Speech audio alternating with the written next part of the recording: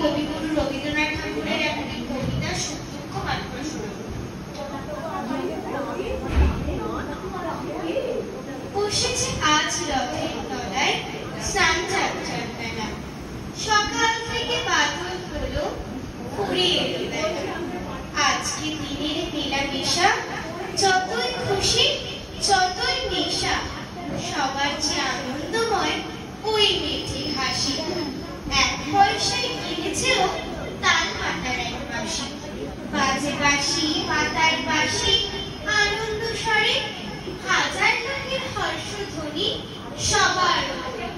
ঠাকুর বাড়ি ঠেলা ঠেলি, লোকের নাহি শেষ, অবিশ্রান্ত বৃষ্টি ধারায় ভেসে যায় দেশ।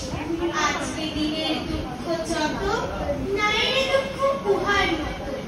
ওই যে ছেলে কাতর চোখে দোকান পানে চাহে, একটি টাকা লাঠি কিনবে একটা পয়সা নাকি। যে আছে নিমেষে হারা নয়ন